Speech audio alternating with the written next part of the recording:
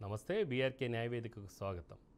ఇటీవల పేదలకు ఇచ్చే నిత్యావసర వస్తువులను కొందరు రాజకీయ నాయకుల కనుసన్నల్లో బడాబాబులు వందల టన్నుల బియ్యాన్ని విదేశాలకు తరలిస్తున్నట్లు వస్తున్న వార్తల్లో నిజమెంత? అసలు నిజంగా నిత్యావసర వస్తువులు ఎవరికి అవసరం? ప్రస్తుతం మన దేశంలో అట్టడుగు ప్రజలకు సరఫరా చేస్తున్న ఈ పీడిఎస్ బియ్యం లబ్ధిదారులకు చేరుతుందా లేదా? మరి ఈ పీడిఎస్ బియ్యాన్ని విదేశాలకు సరఫరా చేస్తున్నది ఎవరు? అక్రమార్కులపై కేసులు ఎందుకు నమోదు కావడం లేదు? వీరి వెనుక ఉన్న రాజకీయ ప్రముఖులు ఎవరు? అసలు ఈ నిత్యావసర వస్తువులు అనేది ఇవ్వాలని ఎప్పుడు నిర్ణయించడం జరిగింది? ఇందుకు దారి తీసిన పరిస్థితులు ఏమిటి? దీనిపై మాట్లాడటానికి ప్రముఖ అడ్వకేట్ విజయ్ అన్నప్రెడ్డి గారు మనతో ఉన్నారు. నమస్కారం సార్. అన్మ్యూట్ చేయండి సార్. సార్, ఈ నిత్యావసర వస్తువులు అనేది ఇవ్వాలని ఎప్పుడు నిర్ణయించడం జరిగింది? ఇందుకు దారి తీసిన పరిస్థితులు ఏంటండి? ఈ నిత్యావసర వస్తువులు, ముఖ్యంగా నిత్యావసర వస్తువులు అనే దానికంటే కూడా ఈ పిడి రైస్ కానీ, గోధుమలు కానీ, చక్కెర కానీ, ఏదైతే మనం వాళ్ళ ప్రజా పంపిణీ వ్యవస్థ అని మాట్లాడొచ్చు దీన్ని. ఈ ప్రజా పంపిణీ వ్యవస్థ అనేది ఏదో భారతదేశంలో ఇప్పటికప్పుడు ఈ రోజు స్టార్ట్ అయింది కాదు. అది బ్రిటిషర్స్ టైంలోనే ప్రత్యేకంగా ఇది రేషనింగ్ సిస్టమ్ అనేది 1939 ప్రాంతంలో, రెండవ ప్రపంచ యుద్ధ ప్రాంతంలో కొన్ని యుద్ధ ప్రాతిపదికన కొన్ని ప్రాంతాలు యుద్ధం ఎఫెక్ట్ అయిన ఏరియాలో బ్రిటిషర్స్ అక్కడ మెయింటైన్ చేసినటువంటి విధానాన్ని ఇక్కడ భారతదేశంలో కూడా కొన్ని ప్రాంతాలకి కొన్ని రకాల సరుకులు కొంత పరిమితిలో కొన్ని పరిణామాల్లో ఇవ్వాలని నిర్ణయించటం. బ్రిటిష్ వారు ఆ యుద్ధ ప్రాంతాలు కానివ్వండి, అర్బన్ ఏరియాస్లో, ఇది అబౌట్ ఫస్ట్ భారతదేశంలో చెప్పాలంటే స్వాతంత్రానికి ముందే 1939లోనే ఈ వ్యవస్థ స్టార్ట్ అయినప్పటికీ మిగతా 42, 43 వచ్చేసరికే మరి అన్ని 42 వరకు గణనీయంగా చాలా మందికి మేలు చేసినప్పటికి కూడా రెండవ ప్రపంచ యుద్ధం ముగిసినప్పుడు వార్ ఎఫెక్టెడ్ ఏరియాస్ లేకపోతే వార్ ఇదన్నీ అవసరం లేదు ఇప్పుడు అని చేసేసి రేషన్ వ్యవస్థను దాదాపు 1943లోనే మన దేశంలో కూడా రద్దు చేశారు. అయితే స్వాతంత్రం వచ్చిన తర్వాత కనుక చూస్తే, స్వాతంత్రం వచ్చినాక మళ్ళీ 47లో స్వాతంత్రం వచ్చిన తర్వాత 1950లో దీన్ని మళ్ళా ఆర్థిక వ్యవస్థలో మనకు భారతదేశంలో వచ్చినటువంటి ద్రవ్యోల్బణం, ఒక్కసారిగా వచ్చినటువంటి ఒత్తిళ్లు ఏవైతే ఉన్నాయో మరి పేద ప్రజలకి ఈ ఈ అంటే ఐదర్ రేషనింగ్ సిస్టమ్ కానీ, ఫెయిర్ ప్రైస్ షాపుల పద్ధతిలో కానీ మళ్ళా మనకు కొన్ని సరుకులు మన ఎసెన్షియల్ కమోడిటీస్ యాక్ట్ కింద కానీ దేనైనా కానీ ఇవ్వాలనేటువంటి ఒక ఆలోచన మళ్ళా మన స్వతంత్ర భారతదేశంలో మొదలైంది.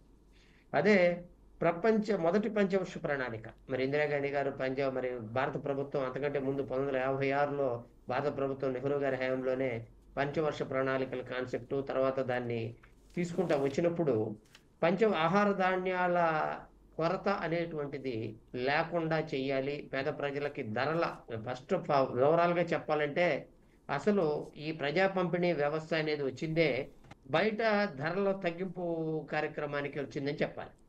అంటే మార్కెట్లో ఉన్న వ్యత్యాసాన్ని కొన్ని సందర్భాల్లో మనం కొనలేనప్పుడు, ఆహార ధాన్యాల లభ్యత లోపం మనకు దగ్గర లేనప్పుడు బయట దేశాల నుంచి వీటిని దిగుమతి చేసుకొని భారతదేశంలో ఉన్నటువంటి ధరల స్థిరీకరణ కోసం అనేది మొదలెట్టిందని చెప్పాలి.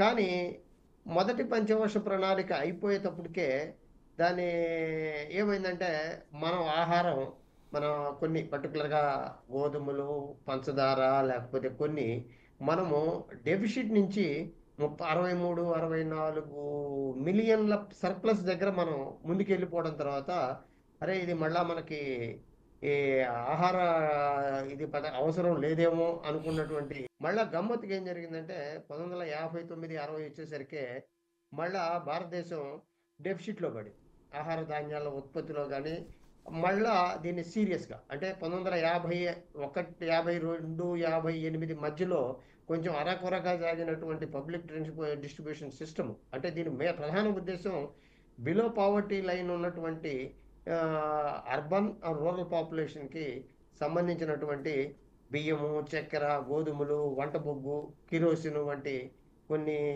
వాటిని మళ్ళా చేర్చి కేవలం అంతకుముందు అయితే ఇవాళ మనం లేటెస్ట్గా చెప్పుకుంటున్నాం చూడండి, తృణధాన్యాలు, మిల్లెట్స్ అని ఇవన్నీ కూడా బ్రిటిష్ టైంలోంచే ఈ రేషనింగ్ సిస్టంలో ఉన్నాయి అనేది నిర్వివాదాంశం. ఈ విషయాన్ని ఇవాళ మళ్ళా ఇప్పుడు ఈ మధ్య కాలంలో బియ్యం తప్పుదోవ పడుతుంది. అంటే మన ఆంధ్రప్రదేశ్లో ప్రస్తుతానికి నాకు తెలిసి బియ్యం ఒకటే ఇస్తున్నారు అనుకుంటాను. కానీ కొన్ని తమిళనాడు లేదా కేరళ లేదా అటు మధ్యప్రదేశ్ లాంటి రాష్ట్రాల్లో దాదాపు 12 నుంచి 18 రకాల సరుకులు కూడా ఇవాళ పబ్లిక్ డిస్ట్రిబ్యూషన్ సిస్టంలో జరుగుతూ ఉన్నాయి. వాట్స్ ఎవర్ ద రీజన్, ఆంధ్రప్రదేశ్లో బియ్యం వస్తుందని మనం చెప్తా ఉన్నాం.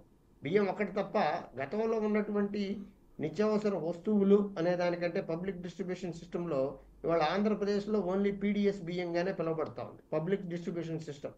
ఈ మధ్యకాలంలో నాటకీయ పరిణామాలు మనం చాలా చూసాం. ఈ నాటకీయ పరిణామాల్లో మనం లోతుల్లోకి వెళ్తే ఈ ఫస్ట్ చరిత్ర చెప్పుకుంటా ఉంటే ఈ పబ్లిక్ డిస్ట్రిబ్యూషన్ సిస్టమ్ అనేటువంటి వ్యవస్థ పర్టికులర్గా బిలో పవర్టీ లైన్ వాళ్ళని ఉద్దేశించింది అయినప్పటికీ కూడా అది కేరళ లాంటి రాష్ట్రాల్లో ఒక 80 లక్షల పైన రేషన్ కార్డులు ఉంటే వాటిని అప్పట్లో 2010లో జడ్జిమెంట్ ప్రకారం, సుప్రీంకోర్టు జడ్జిమెంట్ ప్రకారం 80 లక్షల పైన రేషన్ కార్డులు ఉంటే దానిలో 60 లక్షల పైన జనం above poverty line APL category కింద ఉన్నారు. ఏపీఎల్ కేటగిరీ వాళ్ళకి ఈ subsidised groceries, subsidised essential commodity ఇవ్వాల్సిన అవసరం లేదని కూడా అప్పట్లో సుప్రీంకోర్టు తన వెరీ క్లియర్గా జడ్జిమెంట్ ఇచ్చినప్పటికీ కూడా ఇవాళ దానివల్ల నష్టం లేదు, ప్రజలకి అందుబాటులో సరుకులు మనం ఇవ్వాలి, ఇచ్చినందువల్ల బయట మార్కెట్లో ధరల స్థిరీకరణ నేపథ్యంలో బయట మార్కెట్లు ఉంటాయి అనేటువంటి విషయాన్ని మరి కేరళ ప్రభుత్వం ఆ రోజు నుంచి ఈ రోజు వరకు కూడా అక్కడ ఒక well versed public distribution system అనేది నడుస్తుందనే చెప్పొచ్చు. ఎస్ సార్, చూస్తే ఇప్పుడు ఈ పీడిఎస్ బియ్యం ఏదైతే ఉందో ఇటీవల కాలంలో మరి అక్రమార్కులు దీన్ని విదేశాలకు ట్రాన్స్పోర్ట్ చేస్తున్నారని కూడా కొన్ని వార్తలు అయితే వచ్చాయి. ఈ వార్తలు మొత్తానికైతే మనం చూస్తున్నాం. అయితే నిజంగా ఇది రాజకీయ కోణంలో చూస్తే అది నిజంగా పీడిఎస్ బియ్యాన్ని బయటికి పంపిస్తున్నట్టు తెలుస్తుందా? అసలు ఏమైనా నిర్ధారణ అయిందా? ఒకవేళ నిర్ధారణ అయితే ఎవరి మీదైనా కేసులు ఉన్నాయా?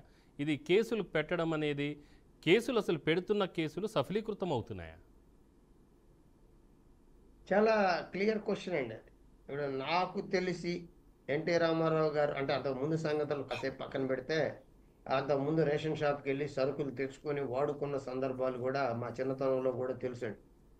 తర్వాత ఈ మనం ఇక్కడ ఒక ముఖ్యమైన విషయం బిఫోర్ వి సే, రేషన్లో వచ్చే సరుకుల కంటే చక్కెర, లేకపోతే బియ్యము, గోధుమలు, కందిపప్పు ఇటువంటి విషయాల కంటే తర్వాత ప్రభుత్వాలు ఎప్పుడైతే ఏదైతే ప్రభుత్వాలు ఉన్నాయో చూసారా, ఈ ప్రభుత్వాలన్నీ కూడా సంక్షేమ పథకాలు, ఉచిత పథకాలు అనే బాట పట్టినప్పుడు వీటన్నిటికంటే ప్రామాణికంగా ఎవరయ్యా పేదవాడు ఎవడయ్యా అంటే బిలో పావర్టీ లైన్ మనిషి ఎవడంటే అన్ఫార్చునేట్లీ వాళ్ళ వేరే విధానం లేక ఎవరైతే ప్రభుత్వ సబ్సిడీ మీద ఇస్తున్నటువంటి నిత్యావసర వస్తువుల సరుకుల మీద ఆధారపడి రేషన్ కార్డు కలిగి ఉన్న వ్యక్తిని ఈ బిలో పావర్టీ లైన్ కింద జమ కట్టడం మొదలుపెట్టినాయి.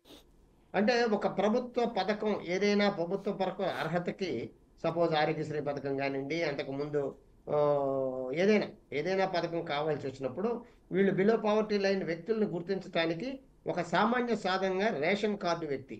ఈ రేషన్ కార్డు ఇచ్చే దగ్గర జనరల్గా మేము హెల్త్ పరిభాషలో చెప్పాలంటే ఎక్స్క్లూజివ్ క్రైటీరియా, ఇంక్లూజివ్ క్రైటీరియా. అంటే ఒక పథకం కానీ, ఒక సిద్ధాంతం కానీ, ఒక పాలసీ కానీ తీర్చినప్పుడు దాంట్లో ఇంక్లూజివ్ క్రైటీరియా, దీనిలో ఎవరెవరు చేర్చబడాలి, ఎక్స్క్లూజివ్ క్రైటీరియా, ఎవరిని తీసేసేసి ఈ పథకంలో ఎవరికి పర్టికులర్గా మనం చేరాల్సిన పథకం, సంక్షేమ పథకం ఏ వ్యక్తులకు చేరాలనే విషయంలో ఆది నుంచి మన భారతదేశంలో సరైన డేటాబేస్ కానీ, సరైన వ్యవహారం కానీ లేకపోవడంతో వీటిల్లో ఒబ్బడి ముంబడిగా రేషన్ కార్డుల పంపిణీ జరిగింది. అది ఆ రోజు నుంచి ఈ రోజు వరకు అదే పరిస్థితి ఉంది. కాకపోతే ఈ మధ్య కాలంలో జగన్మోహన్ రెడ్డి గారి ప్రభుత్వం లాస్ట్ టర్మ్లో ఏం చేసిందంటే చాలా విషయాల్లో సంక్షేమ పథకాలకి ప్రాథమిక అర్హత కింద రేషన్ కార్డును తీసేయడం జరిగింది. అంటే ఒకేసారిగా 5 లక్షల రూపాయలు ఇన్కమ్ ట్యాక్స్ ఉన్న వాళ్ళకి, అంటే బియ్యం తీసుకున్నా తీసుకోకపోయినా రేషన్ కార్డు ఒక ప్రామాణికత, దాని ఆవశ్యకత సంక్షేమ పథకాలకి తగ్గిపోవడం అనేది జరిగింది. ఇక్కడ ఏం జరిగిందంటే ఒక పక్కన రేషన్ కార్డుకి ఏమో విపరీతమైన రేషన్ కార్డు కలిగి ఉండటం అనేది విపరీతమైన అవసరంగా ప్రజలకు కనపడతా ఉంది. కానీ రేషన్ కార్డు మీద ఇచ్చేటువంటి సరుకుల నాణ్యత, సరుకుల ప్రామాణికత, సరుకుల పరిమాణం మాత్రం ప్రభుత్వాలు మారే కొద్దీ, రోజులు గడుస్తున్న కొద్దీ తగ్గిపోతా వచ్చాయి. అంటే చివరికి మనకు మిగిలింది బియ్యం.